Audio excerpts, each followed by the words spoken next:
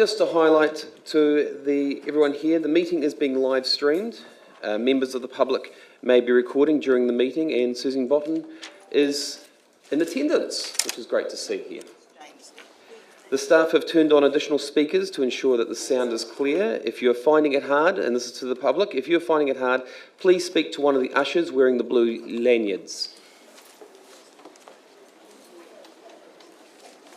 Can I just make you aware that the public were not allowed into the building till 2 o'clock? Yeah, that's weird. And so everyone has to have their bags searched. Okay, we will...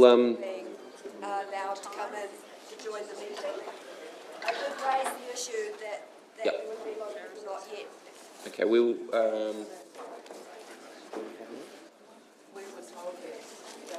We've got a process to go through, so we'll just keep following along here. So again, we ask for the public not to shout out during the meeting and clap, as this will interfere with the live streaming. We ask you to please use the sign language version for if you're happy with something. If you're not happy with something, usually the down arrows, that's fine. It's, you know. And to our councillors, please speak clearly into the microphones to make sure the sound is heard properly. This is all being said because we do have people online. We have Councillor Golightly and Councillor Harding online, and for them to be able to hear correctly and to hear everything that's being said, that's why we need to have those little bit of rules in there.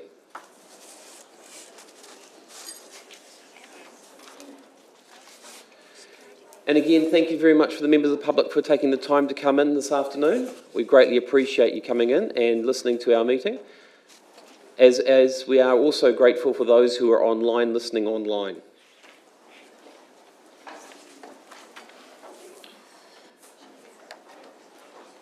At this point, Councillor Olsen, you have offered to do the prayer this afternoon, so you'd like to do that, please. Yes, thank you, Your Worship. Hopefully everyone can hear me. Dear Lord, as we come before you today to discuss this contentious issue, we seek direction in our decision-making process. Help us to listen attentively to one another with open hearts and minds and treat one another with respect. Amen. Amen. Thank you, Councillor Olsen, for that. Right, we appreciate that.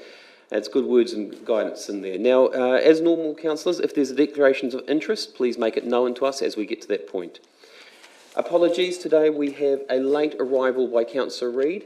He is running about 5 minutes late. And as already stated, we have online Councillor Harding and Councillor Golightly. So we are in full attendance here. There is only one item on the agenda today, item 4.1, fluoridation decision, March 2025. And before we start, there needs to be an explanation as to what has changed. Very true. This is why I love the team next to me. They remind me of us moving the late arrival or the late apology of Councillor Reid. Reid, do I have a mover for that? Councillor Hulse, Councillor Olsen. All those in favour? Any opposed? Carried. Thank you, councillors. Yes.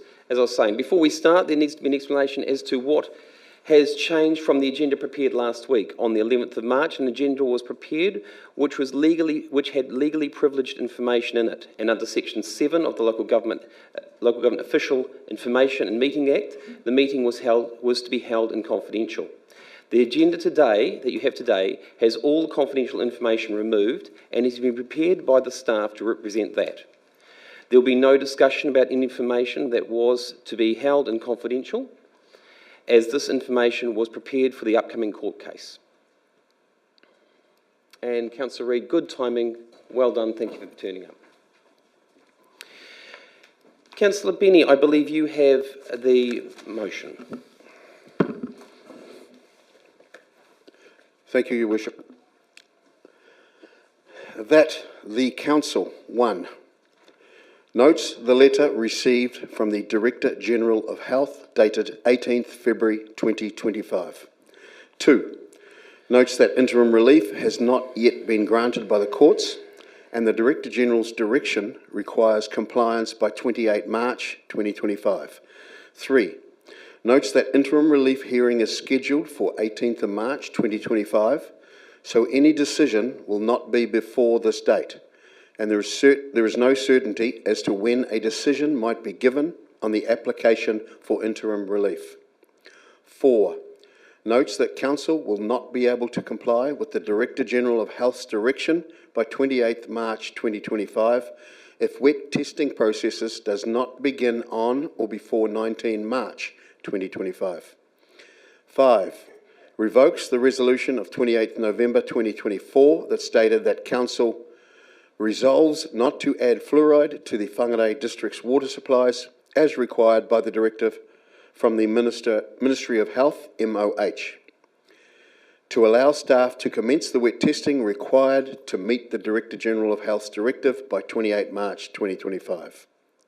6. Direct staff that if interim relief is granted following the hearing on 18 March 2025 to cease fluoridation of Council's water supplies. 7. Direct staff to delay adding fluoride to the water supply until the morning of 19 March 2025, being the latest date possible to still be able to meet the requirements of the Director-General of Health's directive. 8. Directs the Mayor and Chief Executive to prepare a press release advising of the forthcoming hearing and recording that commissioning and wet test processes will commence and would cease if the relief sought from the High Court permitted. 9. Acknowledges that under the Health Amendment Act 2021, the decision whether to impose community water fluoridation was taken from local government and given solely to the Director-General of Health. 10.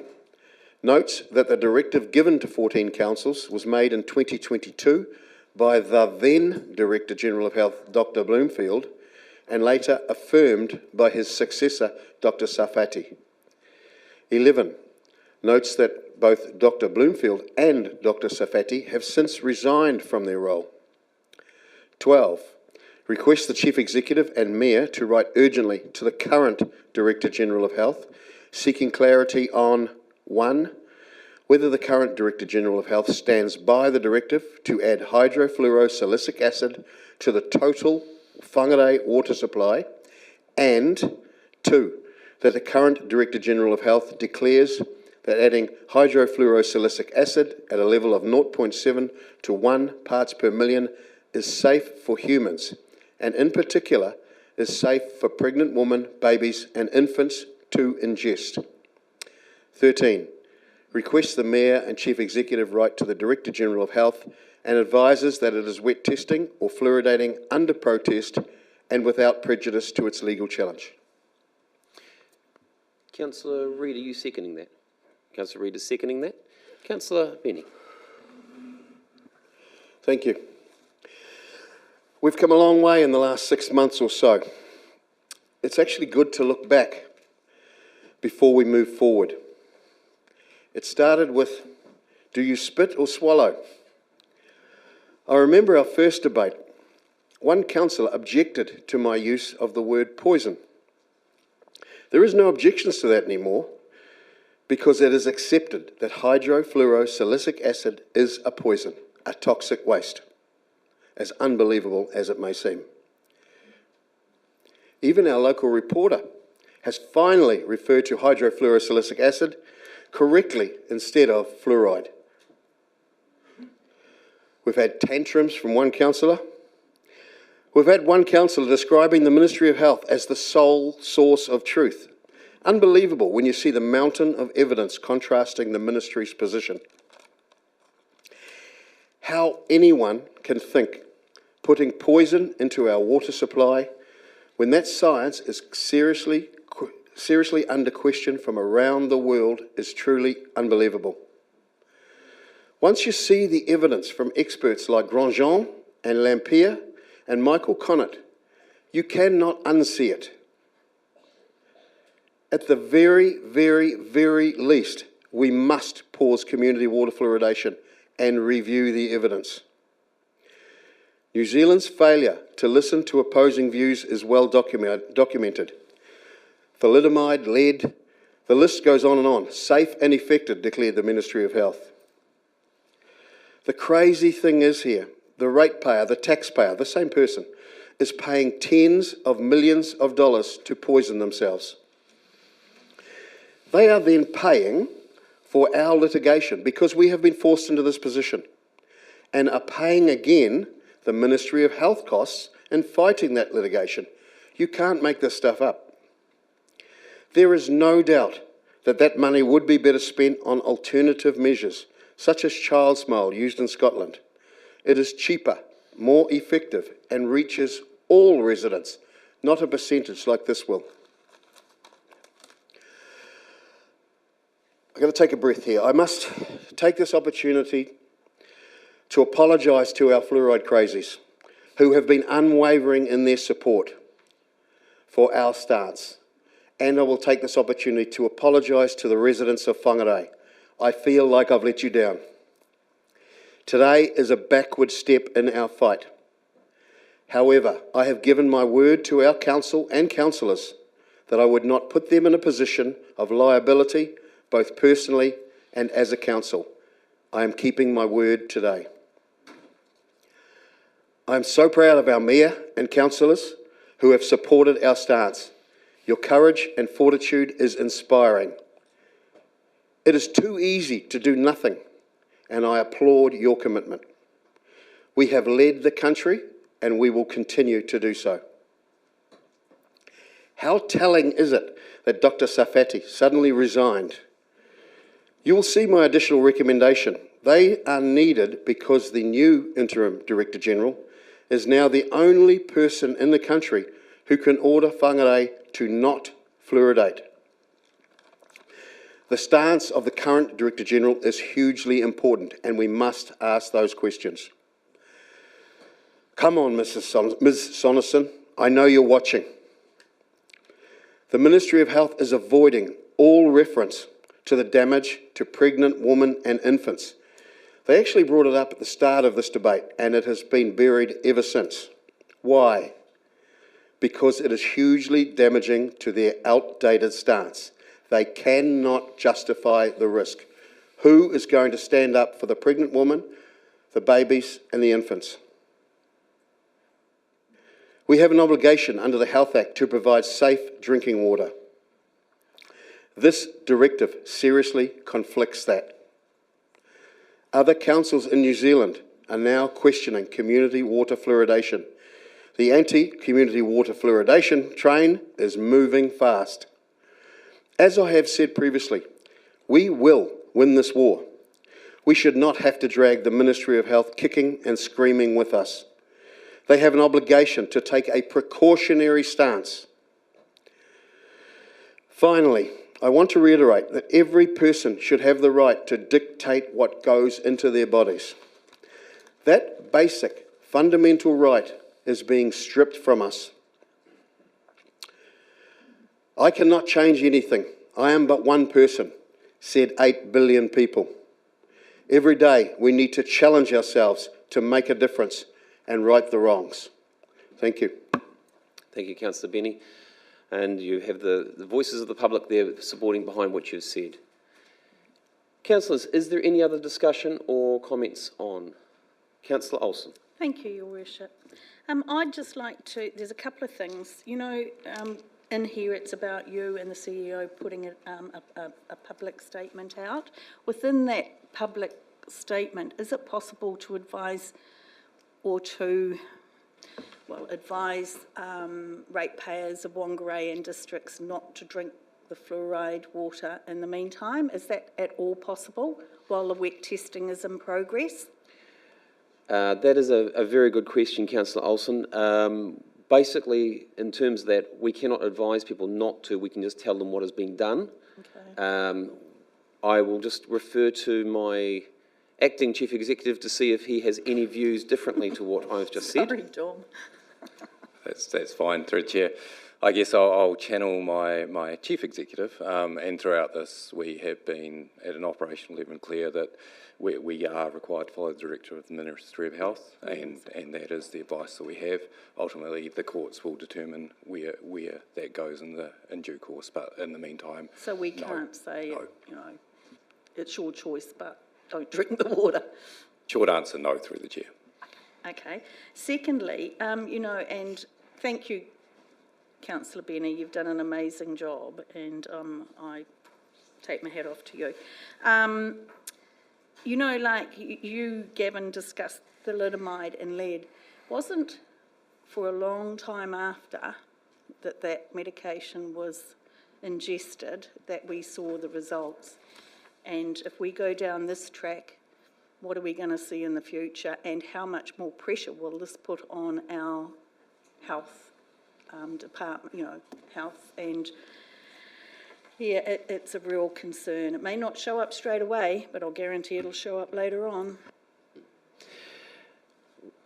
And I understand the sentiments said there, councillor, and unfortunately, it being a rhetorical question, I can't really answer that one, so it's, yeah. Councillor Jovich. Through the chair, just like to propose an amendment, point 14, that legal proceedings cease immediately with all associated expenses with those proceedings. So you're putting an amendment. Do you have a seconder for that amendment? Point 14 wasn't in there, it's gone. No, he's adding adding it, it. councillor Benny. He's putting an amendment into it. Yeah, I'll second that, Your Worship. Councillor Cooper is seconding that. Councillor Jovich, can you just get the team to make sure it's up there, because I don't think they've got the wording from you. That legal proceedings cease immediately with all associated expenses with those proceedings. With all associated expenses with those proceedings.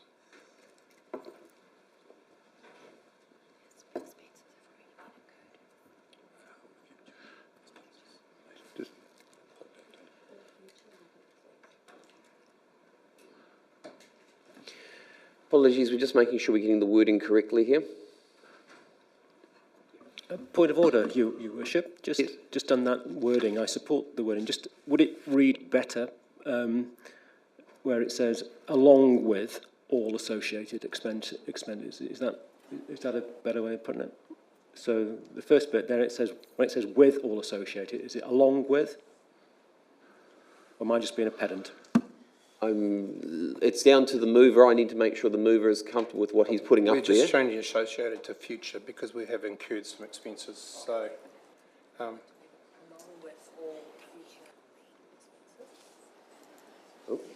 what's happening? Okay.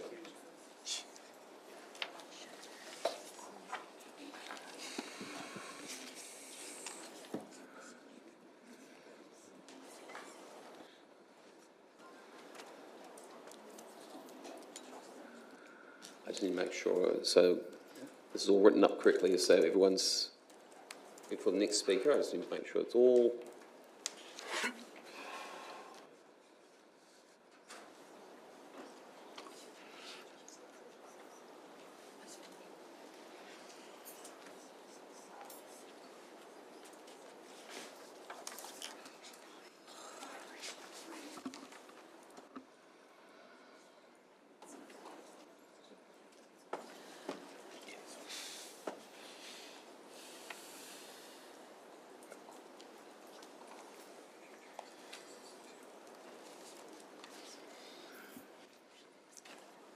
Councillor Jovich, you're happy with that? Would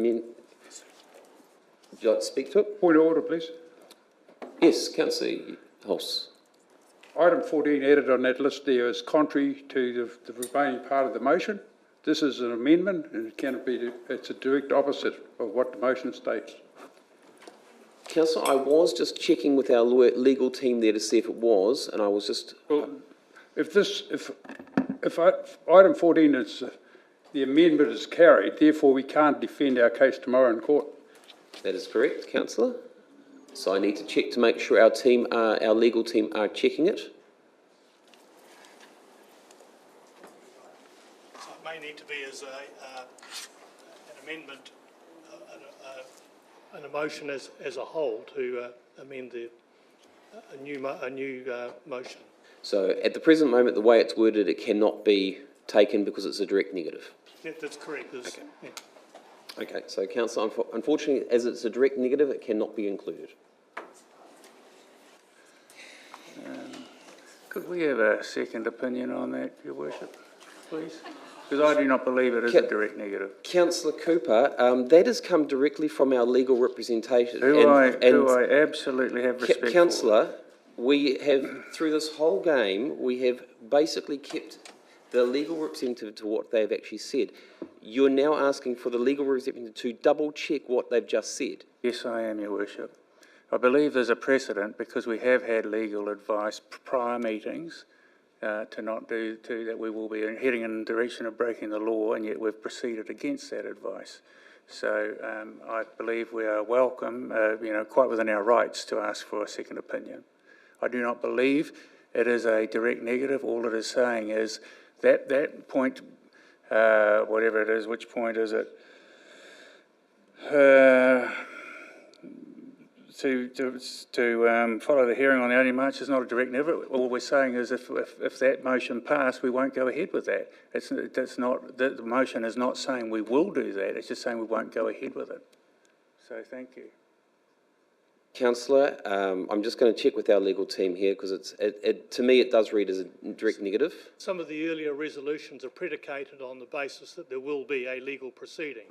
So it would seem to me that if you wanted to move that that there is a discontinuance of the proceedings, would probably need to be an amending motion that the proceedings be discontinued. Yeah. So there you go. The answer is there. That motion is unable to proceed as it is. Just to get a clarification. Yes, Councillor Hulse, point of order. It's actually in our standing orders that we all adopt, quite clear that you cannot have a direct negative. And that's what our council has advised us of. And if the councillors around the table could read the standing orders, might help. Thank you. And Councillor Hulse, that is exactly correct, and that is why you've raised it before. We've just highlighted on that, and the councillors are aware of that, so that motion is able to proceed. Point of clarification, Your Worship. Point of clarification, Councillor McKenzie. Councillor Jovich would be within his rights to add point 14, but remove points 3 to 6, would he not, Your Worship? I'm going to have to check to our legal team here to make sure of it, because at the end of the day, there is a legal proceedings which is happening at the present moment, and I need to make sure that things are following the process correctly. So, Councillor McKenzie, if you can just hold on there while we get a legal result, please. That would be correct. Sorry, Graham, you need to use the microphone, sorry. Sorry, it's on, not talking into it. Yeah. Yes, that would be correct. So there would almost need to be a new resolution, leaving out paragraphs 3 to 6 and adding in a new paragraph in the terminology that Councillor Jovich has used. And Councillor McKenzie, as this would actually be, the motion would actually be reversing what's presently being done, that cannot be receded. What can happen is that there can be another motion done if this one fails. I'm a bit confused, Your Worship. Point of clarification. Councillor McKenzie said, would Councillor Jovich be within his rights to remove some points? Our legal representative, who we've just agreed we're going to listen to, said yes, that would be right. He could do that. And then he said, but it would almost be. So what are we having? Councillor Cooper, as I said before, we'll just double check with our legal team on this. However, from what they're just saying, it will actually have to be this motion, the original motion would have to fail, then the other motion will be put back up. Well, no, I don't believe that's what he said, Your Worship.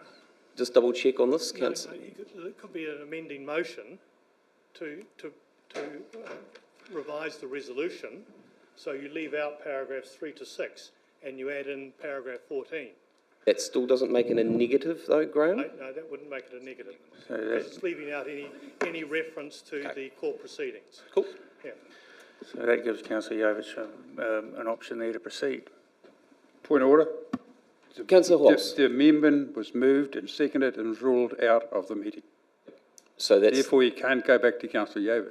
That's correct, Councillor, and it would have to be a new mover. And this is an attempt just to delay our court case, or cancel our Councillor court case. Hulse, your point of order has actually been upheld, so that, as I said, that amendment which was proposed by Councillor Jovich cannot be proceeded. Councillor Olsen. Thank you, Your Worship. Can I please move that we just go to vote on this original motion and address the other matter later? Unfortunately, you have already spoken, Councillor, so you cannot move a procedural motion. Councillor McKenzie. I'll move the amendment. removing items 3 to 6 and adding the previous item 14 as per Councillor Jovich's comments earlier. Thank you.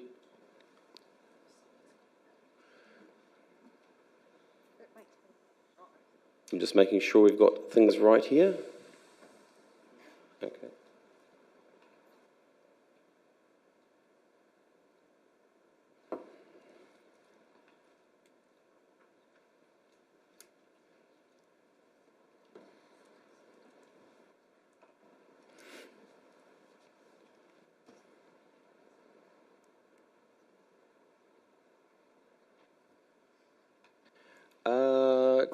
Councillors, just for 1 second, I need to actually talk to our legal team here because I think there's been an error. Rebecca, have you, either one of you?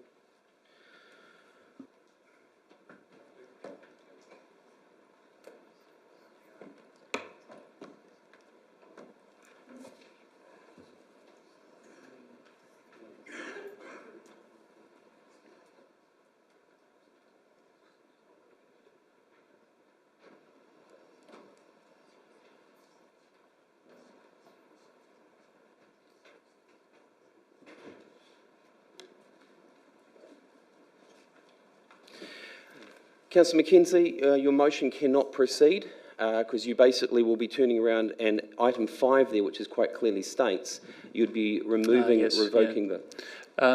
I'll just correct that, Your Worship, and reinstate item 5 as it was.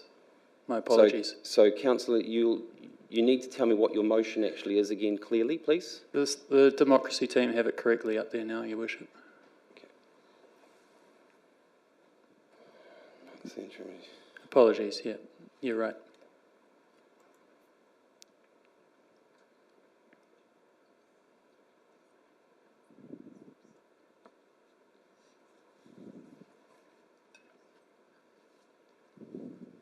In fact, item 4 could remain as well.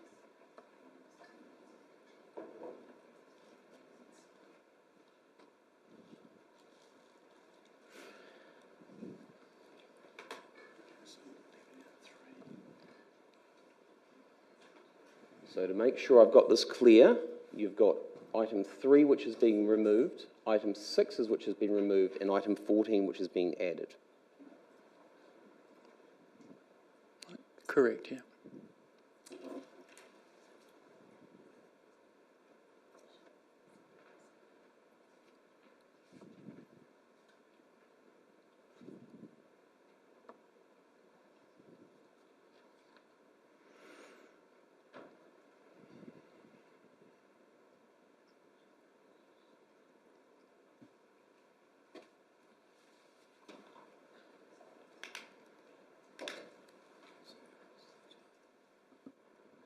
Just one checking on the side. We just need to check the legality. I'm just concerned about this, so I need to make sure it's 100% correct. That's fine, no hurry. Can we have a paper copy of it too, please?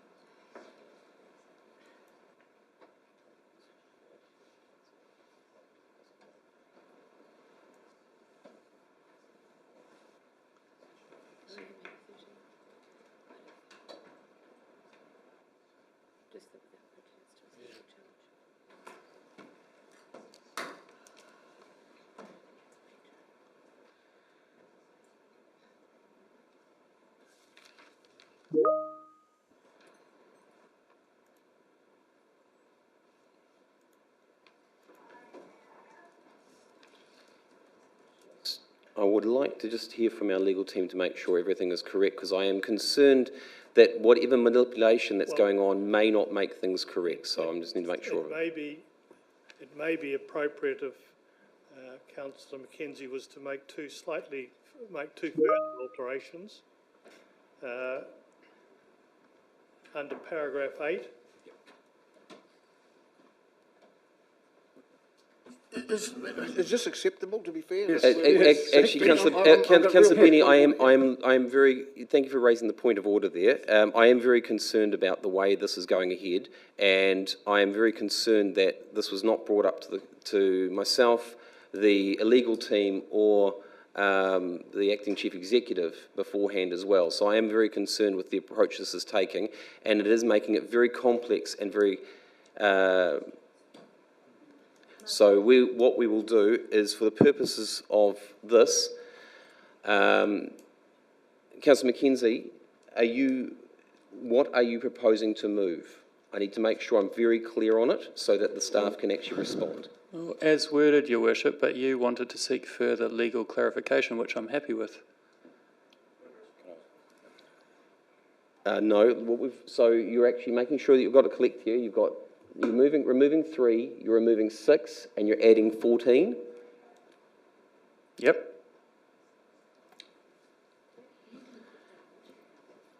Do you have a seconder for that? Councillor Holmes is seconding that.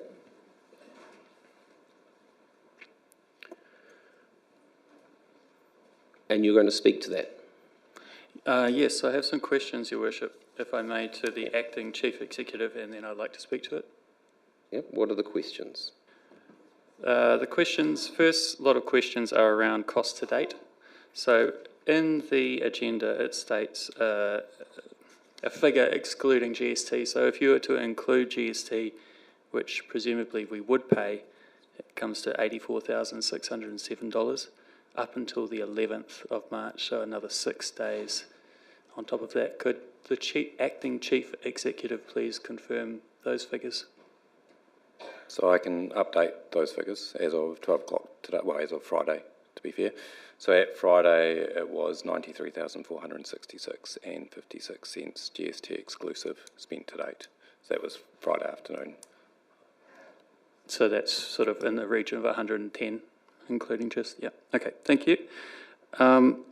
Could you outline to elected members the staff time, which I acknowledge is not an additional cost, but does have an opportunity cost in that the staff could have been doing other work? Point Do you of have order. those figures to date?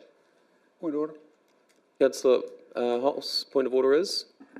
This item has been moved, seconded. We've got an amendment on the floor. It's up to the councillors to debate what's in front of them. This is getting staff information, dragging staff into the debate, which is against our standing orders. Point of order, Your Worship. Your point of order, Councillor Cooper? Is that the standing orders allow the elected members, and I know that Councillor Hulse is very familiar with the standing orders, so he will know this, allows elected members to ask questions, to clarify matters and to further their knowledge so they can make an informed debate. Yes, Councillor Cooper, that is correct. The only one catch is you don't do it when you're moved and seconded. You do it beforehand, and you actually do it as the question time beforehand. As soon as you move a motion, that is the time which you are not supposed to be asking questions. You're supposed to be talking to the Your motion. Worship. I've allowed a clarifying question for this one purpose, and now he needs to speak to the motion. Your Worship, standing orders, item 21.3. During a debate, members can ask staff questions about the matter being discussed. That is correct, Councillor. The fact is that you have actually moved the motion. It's during a debate, That applies. which we are during a debate. Councillor, that applies to the other councillors, so you should have been able to move. I allowed you to have one clarifying question so you could get your motion there. Now you need to actually speak to the motion.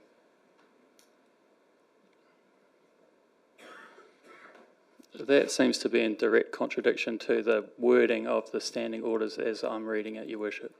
Standing orders clearly say once you have moved the motion, you actually have to speak to it. I've allowed a clarifying question because there was additional information there, which has been provided by the acting chief executive.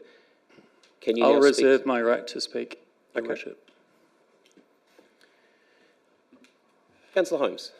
Thank you, Your Worship. Before I ask my question, just a point of clarification, because I don't have the standing orders in front of me. Can I ask the similar question to Councillor Mackenzie? No, I you see cannot my ask a friend question here to reaching Councillor. for the standing orders now. Okay, so you can't ask a question to Councillor Mackenzie, but you were asking about 20 point... So I'm asking the question, and I asked it the last time we debated this, was are we able to get an estimate of staff time currently expended on this? So it's an update on the the number that was given to us at the last So debate, please. that is a question to be applied for the staff. Can the acting chief executive provide that answer? Through Chair, well, the agenda did say that we've given an update in particular on costs, and which we've done, and alongside that I got an update on the staff hours, which was 900 sorry, I'll just get the figure right, 915 hours total, or 122 days estimated. I haven't got a figure translating that into a monetary value. Thank you. Your Worship, I'd just like to speak to this briefly, if I may, now. So just on the subject of costs, so in the agenda item, so it's 4.1 on the agenda item. We're talking about costs there, and so I'm looking at second point, second line, the costs come to $4,557,856.88, excluding GST, and that figure aligns with a presentation given to us by the Chief Executive on, I believe, the 18th of February, and which has been in the public domain for some time because that presentation was public. So it's not a new figure.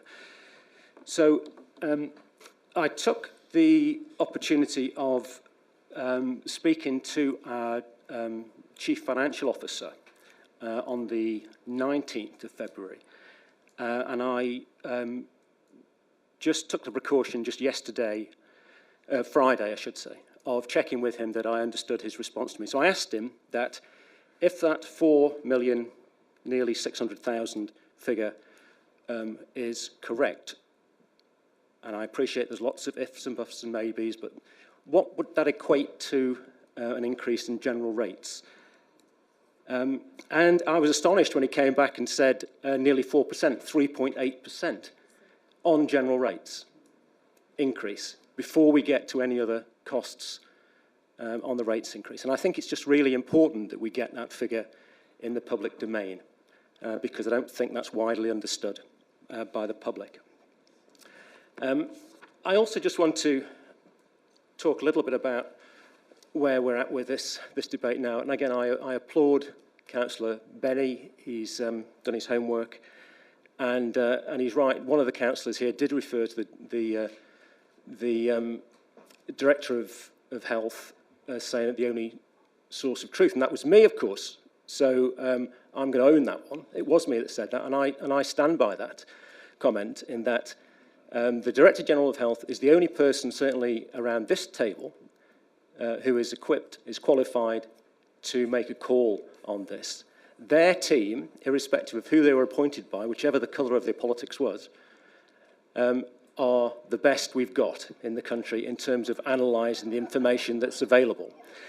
There is peer-reviewed data going back decades which support fluoride when it's administered in the appropriate levels as being safe. No one's arguing that if it's administered in levels which are not appropriate, are too high. Yes, I totally accept that it is detrimental to health. No one's arguing with that.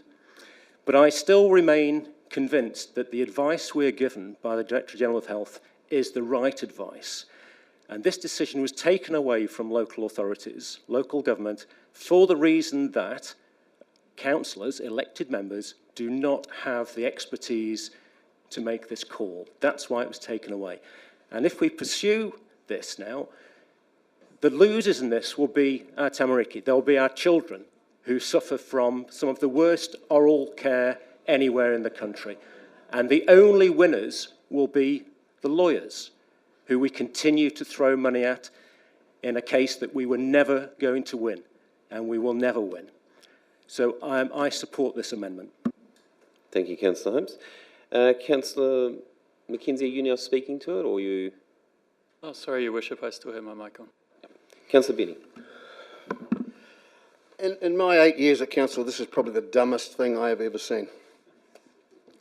It's only been surpassed by the lack of preparation, by the lack of knowledge of democracy and the lack of knowledge of our standing orders. The hard work has been done here. Next thing, we'll be hearing how much toilet paper the staff use and adding that onto the cost. This is ridiculous. Our staff are well-paid, professional people.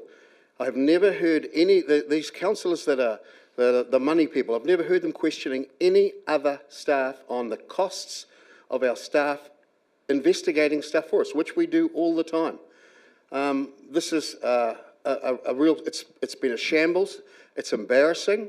I urge councillors to vote against this. Let's get on with it. We have a motion on the table previously, which will bring us all together, which will move us on. This is dumb. Thank you, Councillor Benny. Councillor Roka. Thank you, Worship. The whole subject matter's been super polarising. I've been getting calls from MPs, local kaumatua, hapu leaders, all of those sort of things, and from both ends of the spectrum in terms of the argument.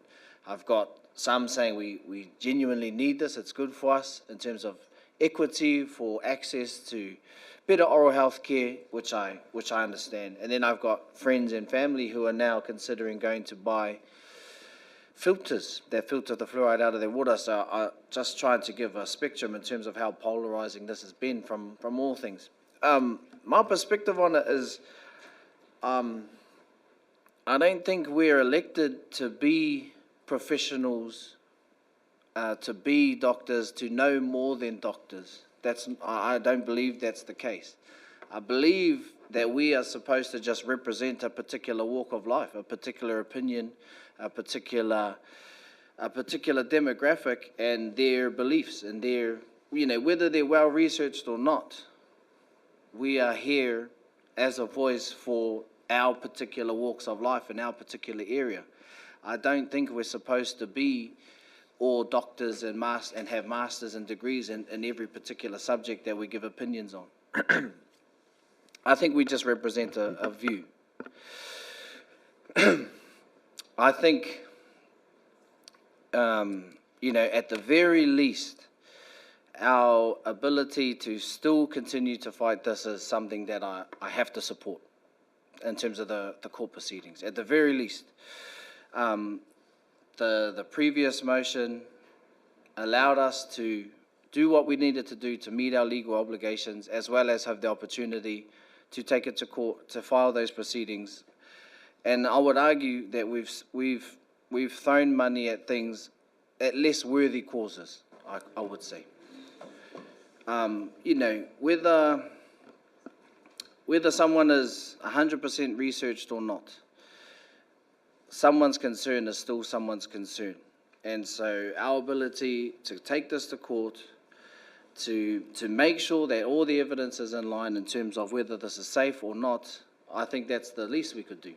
So I can't support this motion. Thank you, Worship. Yeah, thank you, Councillor Roka. Councillor Mackenzie, you'd like back on again? Am I allowed to ask questions at this point of the debate, Your Worship? You can ask questions at this point, yes. Great. Sorry, I'm getting a correction here again.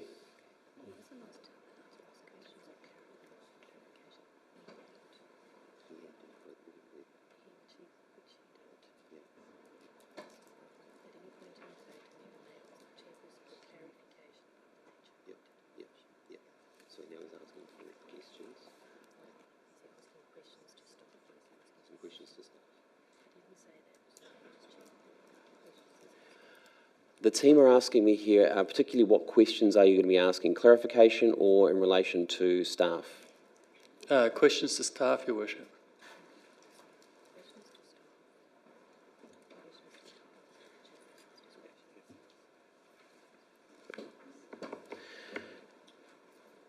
At this point, you can ask questions. Yep. Great. I'd like to ask some questions and then speak to the motion after, if that's okay, Your Worship. Being the fact that you have moved the motion, so just the amendment. Okay. Yeah, exactly. So, where I got to was legal fees, $84,000, staff time, $180,000 plus opportunity cost. The Point of third order, that's not a question question. is, the third That's not a question question. is, Councillor the McKenzie. third question, The question, point of order is, what is your point of order, Councillor Benny, that it's not a question? Point of order was he's going to have a question. That was a statement, not a question. Okay. Councillor Mackenzie, can you please reflect to get to your I'll questions? retract Yep. summarising my previous questions. I was interrupted last time, you see. Okay. Crown lawyer fees. Do we have any idea to the acting chief executive if this council has the potential to be liable for Crown lawyer fees depending on the result of the legal action? That is a question which is actually, we are unable to answer at this present time. Asking the chief executive. And councillor, I'm also explaining to you the reason why we cannot answer that at this present time, mainly because if it comes down to whether the court actually wins or loses their case, we cannot actually second guess what the court can actually do. That's why my question was prefaced, if we don't win the case. And my question was for the chief executive, Your Worship, with all due respect. Yep. And again, I'm saying to you, it's very, very hard for our staff to be able to answer something which is actually in the grounds of the court. And you're putting the staff in a very difficult situation to answer something which they cannot actually answer.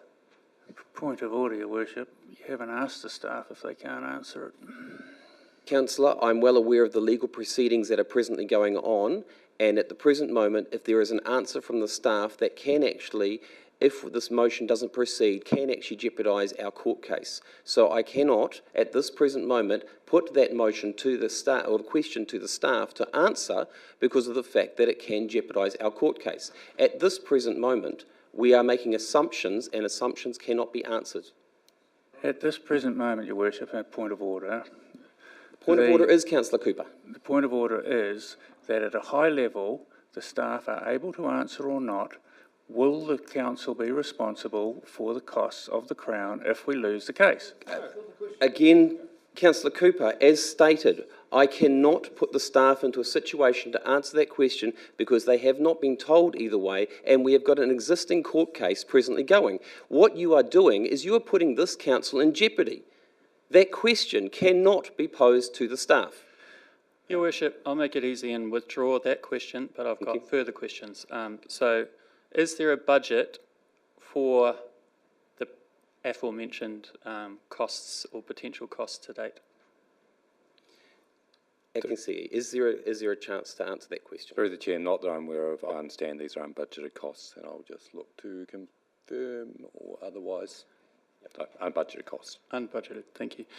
Just point of order. Councillor Holst, point of order.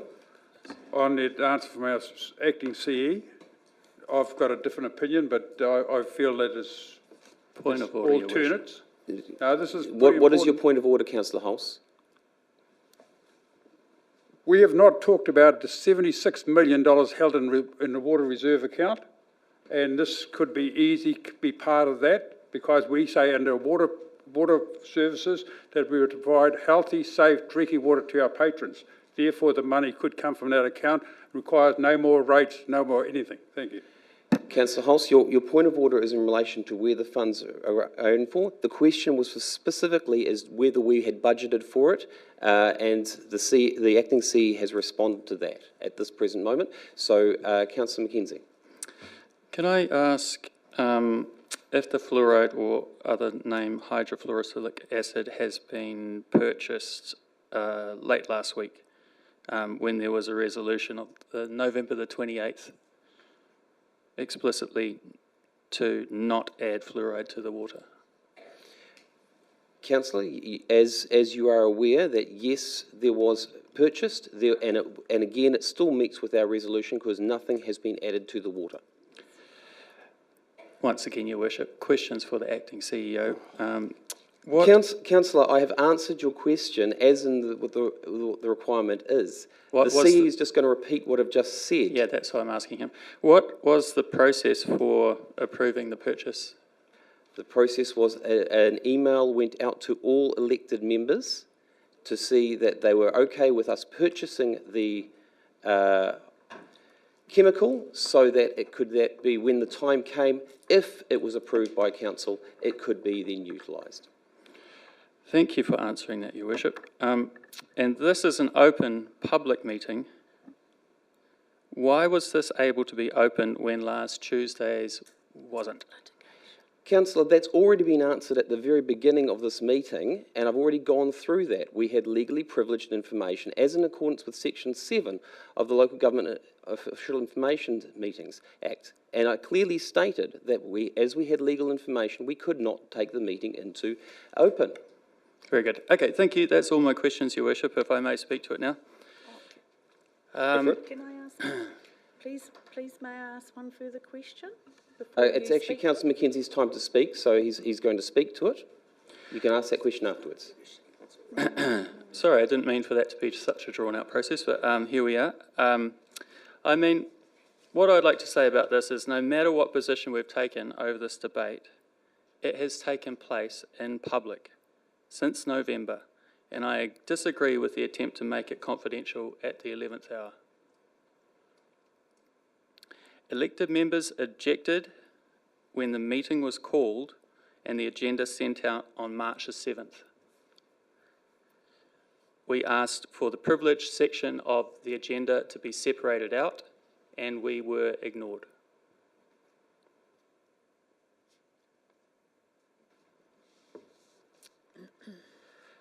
Last Thursday, staff came to us at a briefing and said that they don't have the $150,000 to maintain our community sports fields.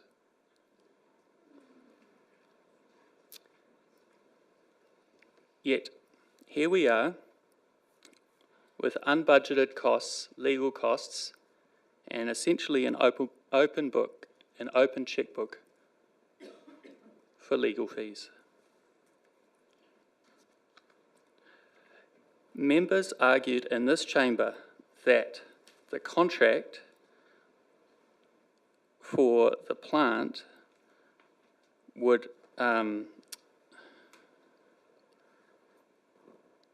not necessarily require commissioning to take place, as it wasn't explicitly required in the contract. So on that basis, we wouldn't have to pay back the $4.55 million of capital cost, or the 50% that has already been drawn down and the other 50% yet to be paid. If you refer to the agenda, that is not true. And it has been classed as a material breach of the contract to not commission. So I'd like to correct the record on that, and I'd also like to make the point that you can have an individual and a professional on contract law. This is just an example. They can read the same thing and yet come to entirely different conclusions. Thank you, Councillor Mackenzie. Councillor Olsen, your question. Yes, it is a question. With regard to the email that was sent out to all councillors about purchasing the fluoride and having it ready to go,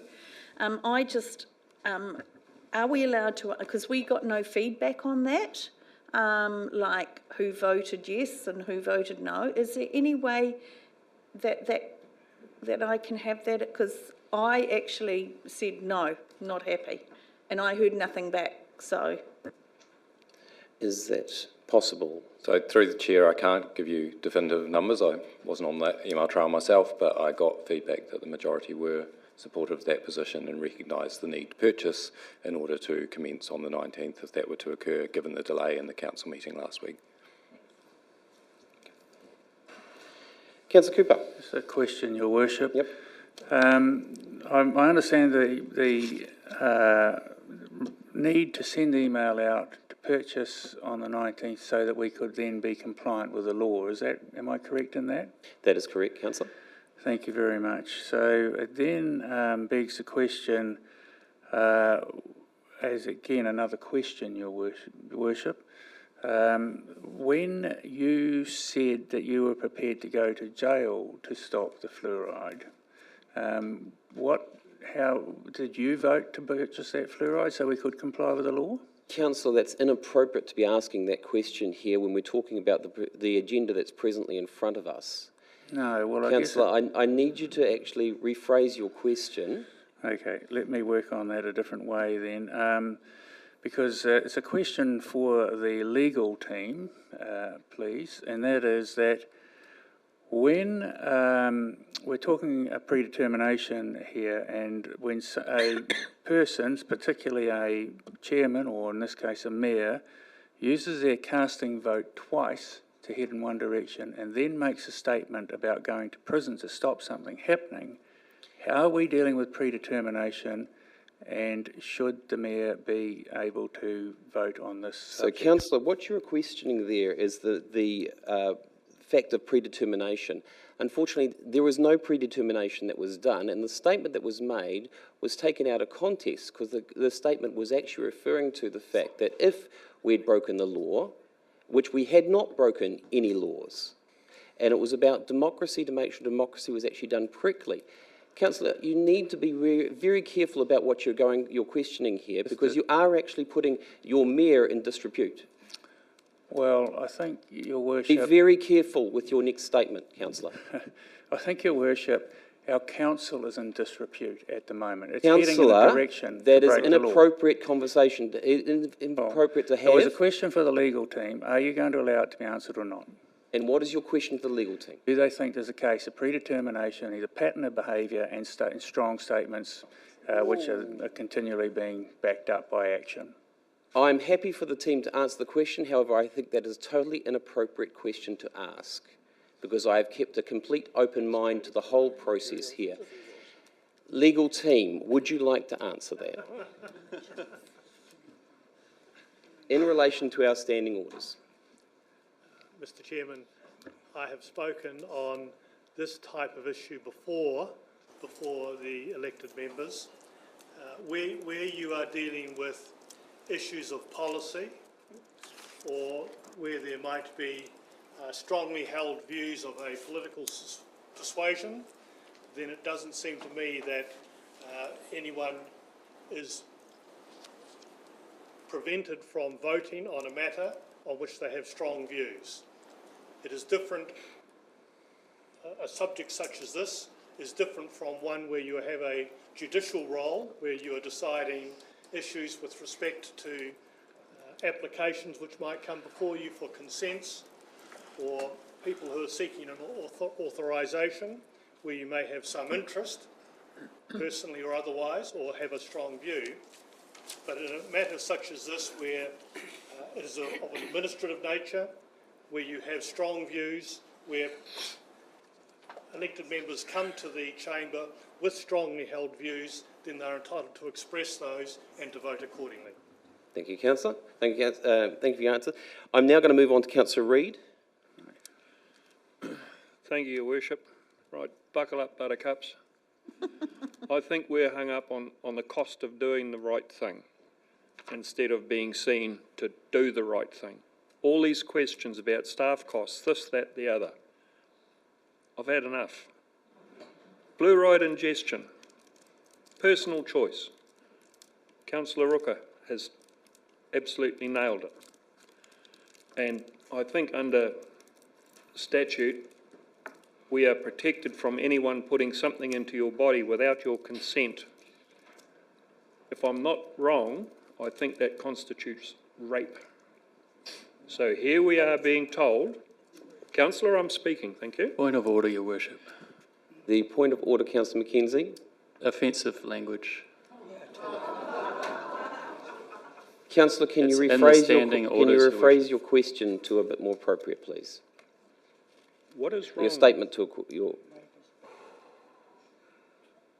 I'm just saying what I think and what is the truth. So here we are. We're being told by the Director General of Health we're going to be forced to put this into your body. So once again, that constitutes that same four-letter word that I just said. So if you don't support Councillor Benny on this, you are by default aiding and abetting governmental four-letter words. Mass medication. If going to jail is my punishment for doing the right thing, bring it on. Oh, we'll be Thank you. cellmates. Thank you, councillor Reid. Councillor Olsen, do you have a... A question? Yep. Yes, I do have one more. So when I read through this agenda, Your Worship, on page 6, it says Completion of works is defined term in the funding agreement and includes 1 month's continuous operation of the works in accordance with the operational specifications, clause 1.1. I haven't seen that contract.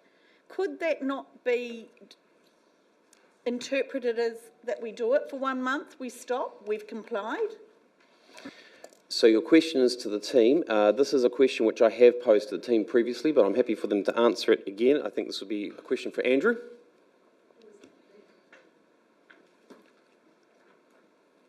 Would it be the legal team, Your Worship? Andrew's actually got has actually got the contract, so he does know it. And it's actually an operational thing more than anything, so it's... Yeah, through the chair. The requirement for commissioning is I guess the requirement to get the plant ready. The requirement for the completion period is related to specifically to the contract. But the directive is related to, my understanding is related to the ongoing installation of fluoride into the water. So there's a number of different things that are there.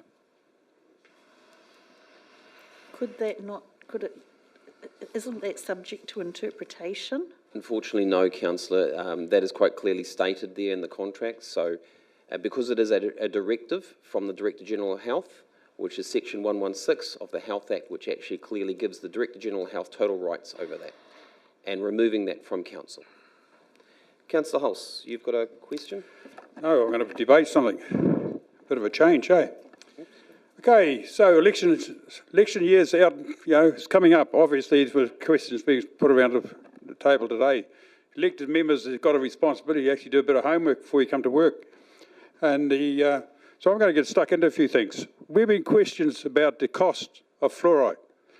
I noticed the people who asked those questions did not say how much it's going to cost us. $150,000 a year for every year from now on if fluoride goes in the water. That is just for fluoride. Then we've got repairs and maintenance costs again. So I noticed that the proponents of all the where does money come from didn't have to mention that. So you need to have a bit of balance. The other thing is, I cannot believe that we've got councillors in this room questioning the actual motion that Councillor Benny put up. He worked tirelessly for the ratepayers and our citizens. He actually put a recommendation, a motion in front of you that actually makes us go forward. The decision has already been made to go to court. So this rearguard attack on council today, especially our mayor, and by the way, he knows the standing orders far, far better than most of the councillors around the table.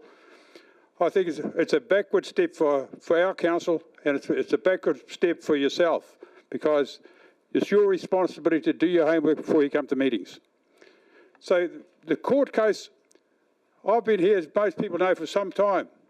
I said, the decision made last week to not go into confidential when you had confidential information is the first time I can recall, as a councillor, in 33 years, sitting at this table, that we've ever allowed court proceedings to go to the open public. First time. So you set a precedent last week, and now you want to continue that along.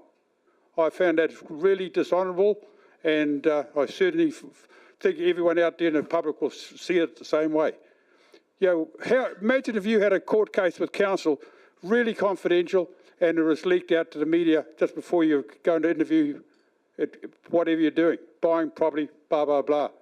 We can't operate like that. We take an oath to actually respect law, and we take an oath to abide by standing orders. It is quite clear why we go into confidentiality. It is necessary. It's the only way you can run business. So I'm very disappointed with that. But bring on the elections, eh? People can have a choice. Thank you. Thank you, Councillor Hulse. Councillor Cooper, you have a question? Yeah, no, thank you, Your Worship. I think I'll speak to this amendment at this stage. Thank you. I acknowledge Councillor Benny. I acknowledge the people who have come to take part in this debate. The fact that you're here, of course, is because we asked for it to be held in public. I acknowledge you, Your Worship, and I acknowledge our Deputy Mayor, both of whom have put our council at risk. And I would just like to follow that up and explain. Point of order. Councillor Olsen, your point of order. Your mayor, your worship, and the deputy mayor have not put this council at risk. We who voted have put this, if you have to say that, put this council at risk. Strongly object to that, Councillor Cooper. Thank you, Councillor Olsen. Councillor Cooper, can you rephrase your statement, please? I will rephrase it, Your Worship. You, the Deputy Mayor, and those others who have voted on this course of action have put this council at risk. Councillor, you're going to have to rephrase that, Councillor, because actually when it's a vote by all the council, it's actually the council, it's all elected members. If you've read your agenda, you would find that we are all liable for the costs, not just those who have voted for it. Be conscious of what you're saying now, Councillor. Please rephrase your comments. No, I will not, because you haven't let me finish. And if you let me finish, you will understand that the context in which I'm talking about, Your Worship. So may I continue? Thank you very much. So what we have is a situation where our integrity and our accountability now is questioned by the very people that this region and this council relies on to fund it and to help us reach the potential which... Point of order, Your Worship. No, there is a rule against frivolous points of order, Your Worship. Councillor, I need to hear the point of order before that can be determined. Councillor? Councillor Olsen. With your referral to integrity, my integrity is to support the people who put me in this seat. Councillor? So my integrity is not... I think you're going to have to overrule that one, Your Worship.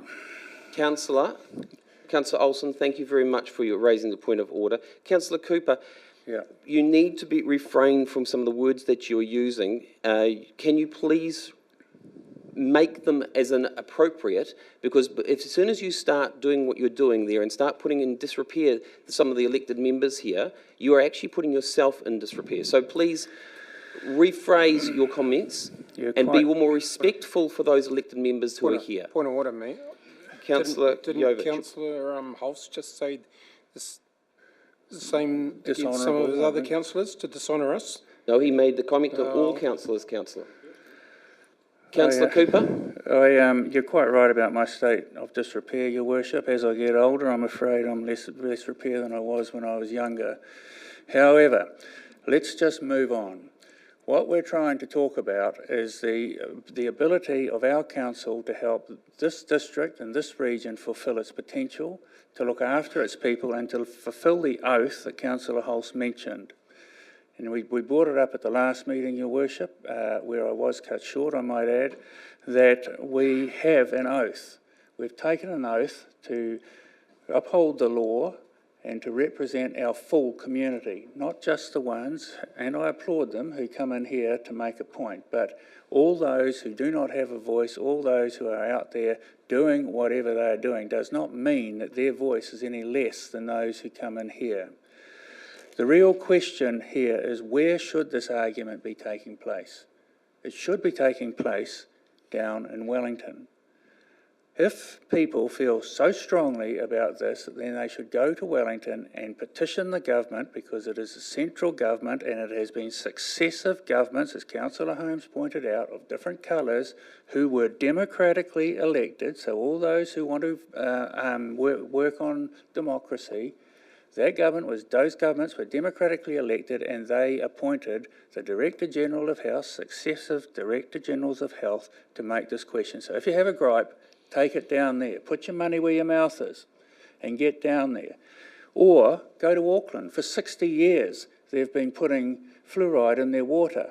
There must be hundreds and hundreds, according to the anti-fluoride brigade of Aucklanders, who are impaired by now. Now, I concur with you. I find Aucklanders frustrating. Councillor Cooper. But by the same token, I'm not putting it out there that they are impaired. So go down there and save some of their babies if you feel that strongly about it. But don't come in here and ask us to break our oath and ask us Councillor Cooper, to elected members, please, not to the public. I am speaking to the elected members while looking at the public, because there's a lady down there who's catching my eye, Your Worship. Councillor Cooper, focus, please. So, anyway, I guess the point is, Your Worship, that I believe we are at risk.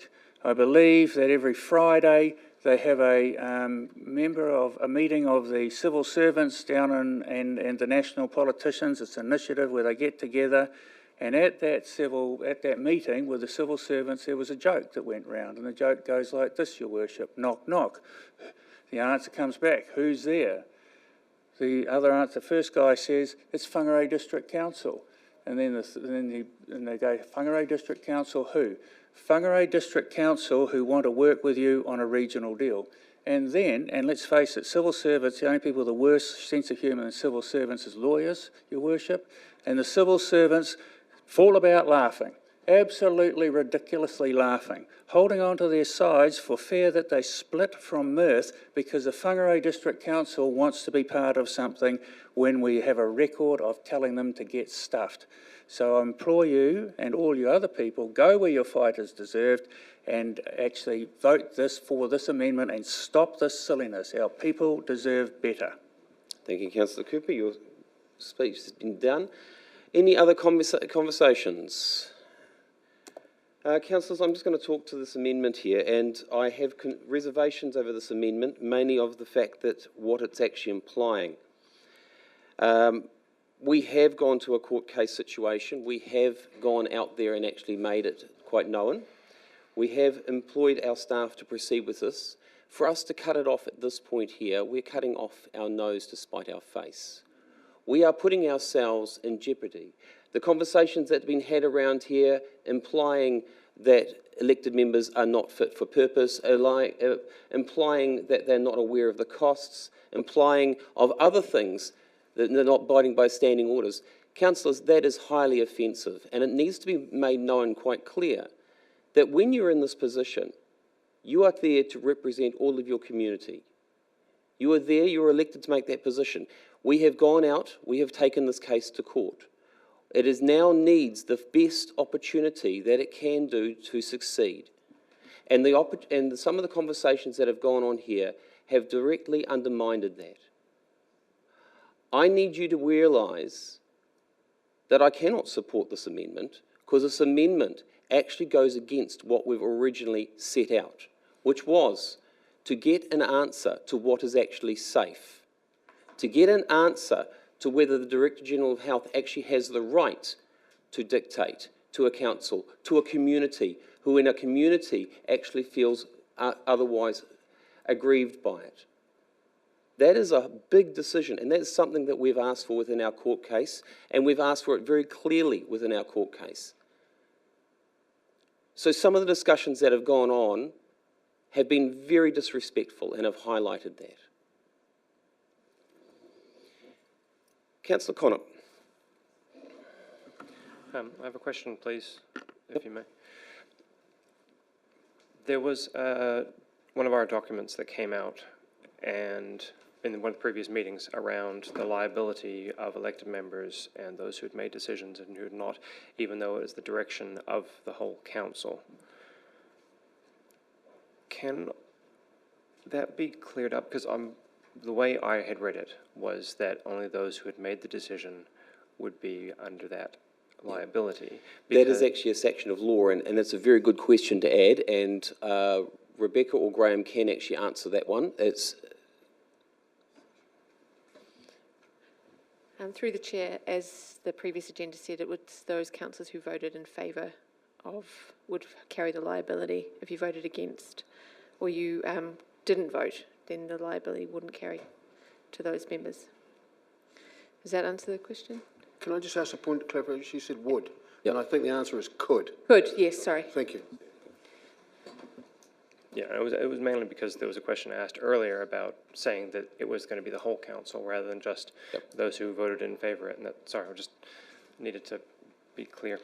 I'd like to just quickly speak to this. I don't want to draw this out too much. It's already drawn out way too much as it is. Thank you to everybody who's shown up today, to all the councillors who are here sitting in our seats online, and everybody who's in attendance and watching online. When we are voted into our seats, we are voted in by a select few people to represent the whole district, not only the people who we are voted in by. We need to take into account those who do not support us, those who do support us, and who couldn't give a rat's. There are a lot of people, and there's a lot of people in Chamber today, and there are a lot of people who do support the direction that the Director General of Health has moved.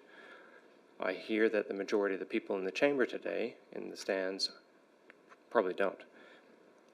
People do not want to engage online for fear of negativity and hate thrown at them, so they disengage. This is a prime example, because this also leads to them not wanting to come into the chamber for fear for their safety. Example B. That's not right. The problem is anybody should be able to come into the chamber without fear or favor. We have had the general public who are scared of coming into the chamber. We have health service professionals who have had death threats around this, who are scared of coming into the chamber. Exhibit C. We have had people come talk to us that we had excluded, public, so that they could be safe and be in the chamber, so they could actually be listened to without fear for their safety.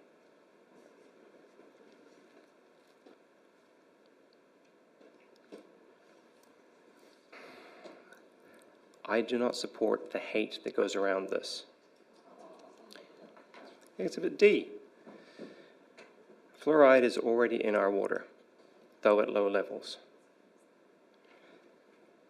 To create an antidote, it does have to use, for example, a poison to create an antidote, but then when an antidote is administered, it is not a poison.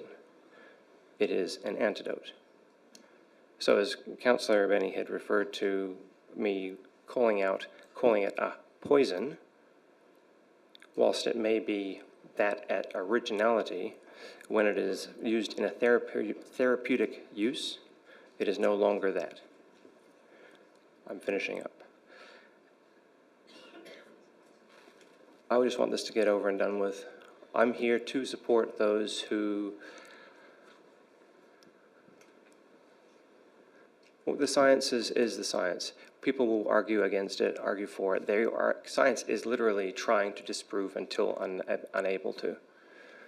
It's going to go until things change or not. I'm finishing up now. I've just... Thank you, Councillor Connop. Councillor Benny, do you want your right of reply now or afterwards?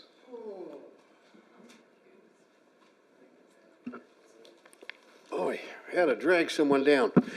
I would like. I've heard it called lots of things, but an antidote is the first time I've ever heard it called that. To be honest, the last half an hour has been one of the most embarrassing things I've seen in my time in council. We have done the hard work here. We've got to understand what democracy is.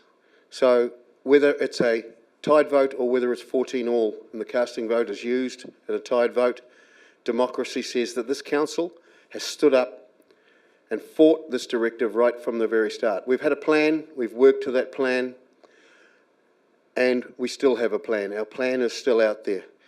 I urge you all, councillors, do not vote for this amendment. It is, we talk about wasting money, that is an absolute waste of money. The hard work has been done. Tomorrow is a pivotal day for us in court. To take that away after all the work that our staff have done, and councillors have referred to the staff and the hours they've used and the toilet paper they've used, and to take that away at this stage is dumb. And I'll call it out. It is dumb.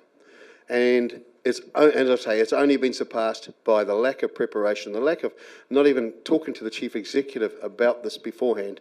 So let's vote against this. Let's move on. Let's continue our fight. And let's win this. Okay, thank you, councillor. Right of reply has been had. Division. Division has been called by councillor Cooper. All those in favour of the amendment, please raise your right hand. Councillor Yovich, Councillor Peters, Councillor McKenzie, Councillor Holmes, Councillor Cooper, Councillor Connor, and Councillor Harding. Those against?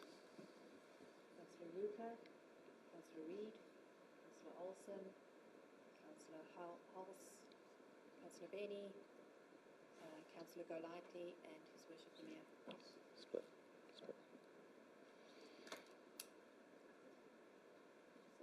Yep.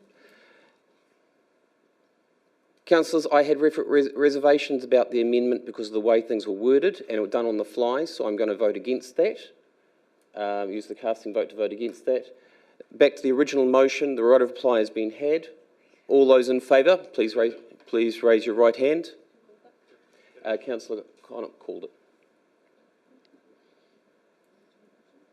Councillor Ruka, Councillor Reid, Councillor Peters, Councillor Olsen, Councillor McKenzie, Councillor Holmes, Councillor Hulse, Councillor Cooper, Councillor Connor, Councillor Benny.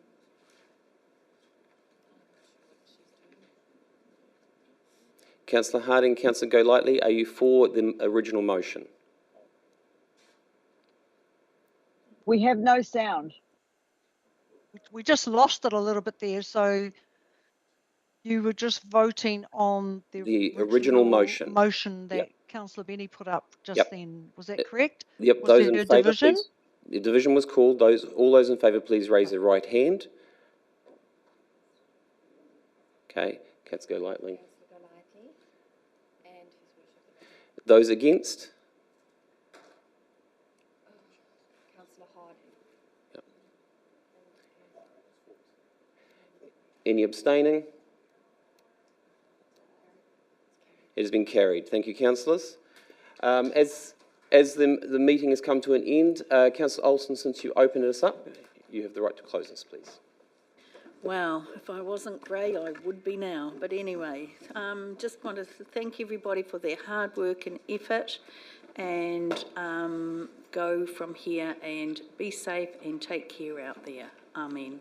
Thank you, councillor. Thank you, members of the public. Thank you, Amen. reporters. It's always good to see you. Thank you, collective Councillor Olsen. members. Thank you very much for your time. And those online, thank you very much for being here.